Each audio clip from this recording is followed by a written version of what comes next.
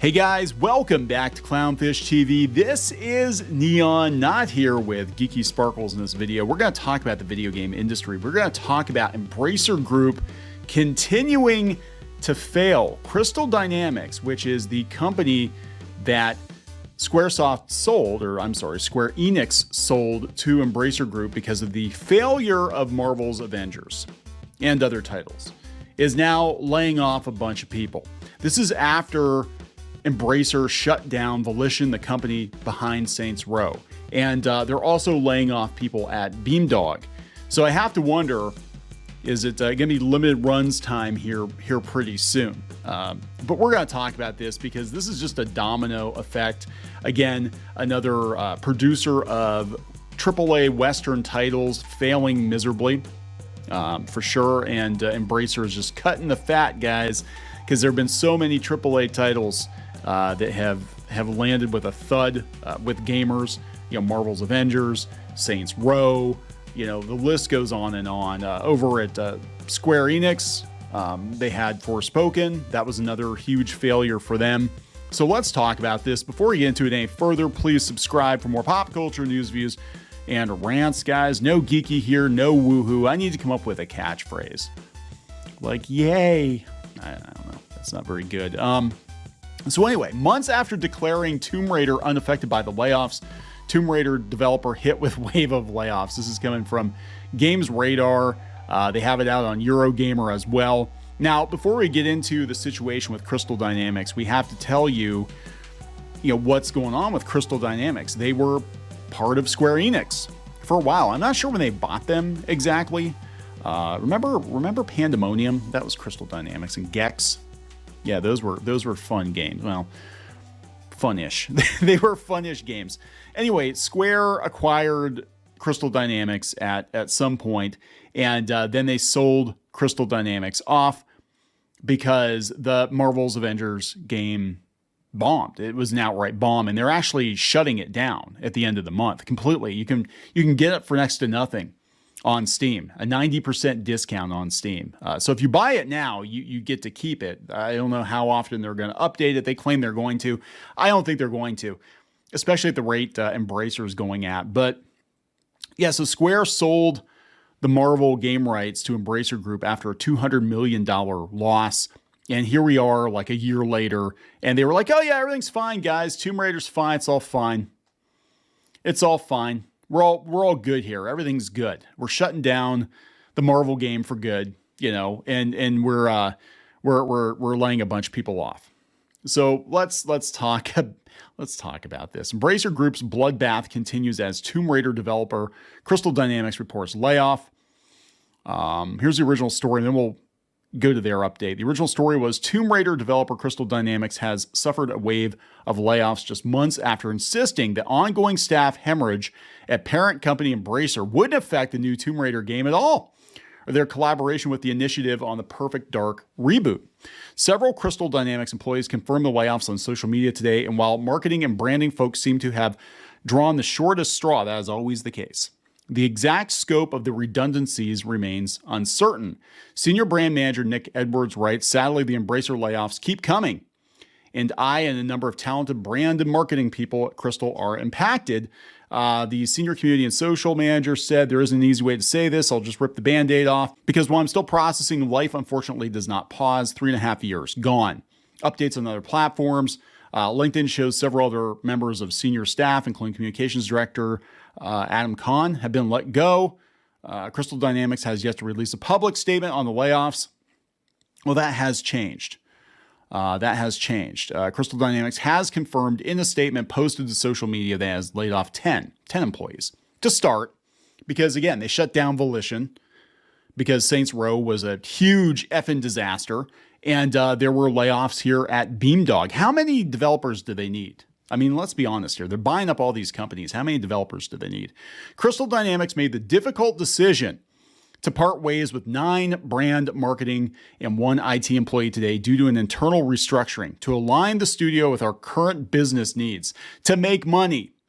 The business needs to make money, and Saints Row and Marvel's Avengers don't make money.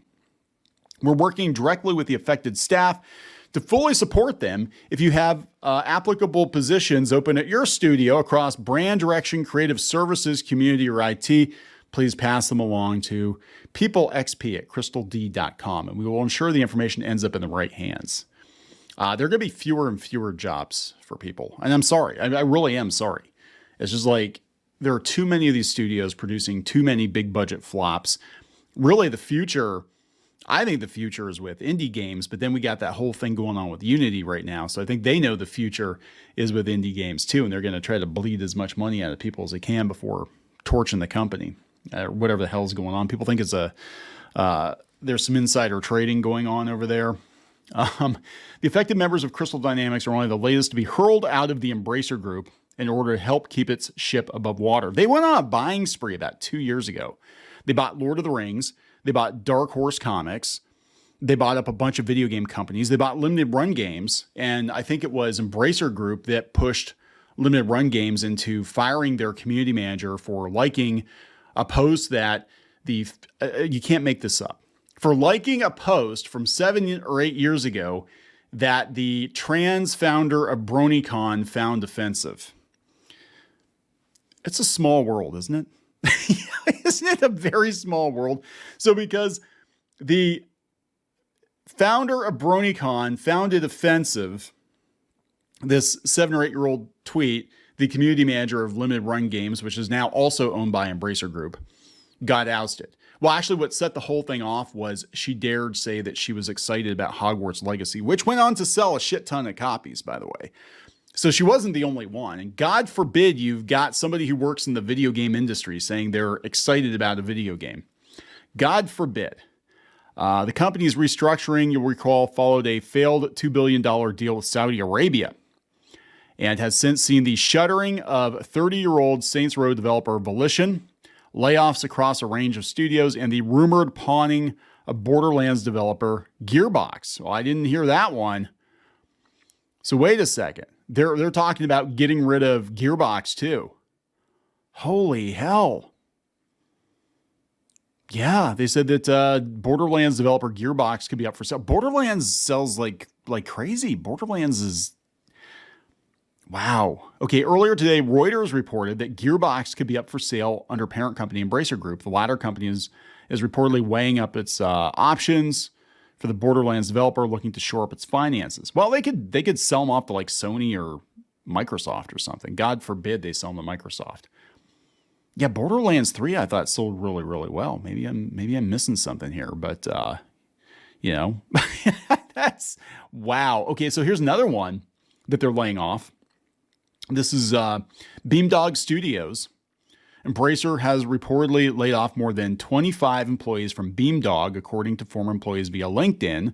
Beamdog, the studio behind Baldur's Gate Enhanced Edition, Neverwinter Nights Enhanced Edition, and MythForce, was acquired by Aspire Media in April 2022. I remember Aspire used to just do like Mac games. They used to do ports for the Mac because I had a Power Mac when I first started out doing web development and graphic design back in the freaking late 90s.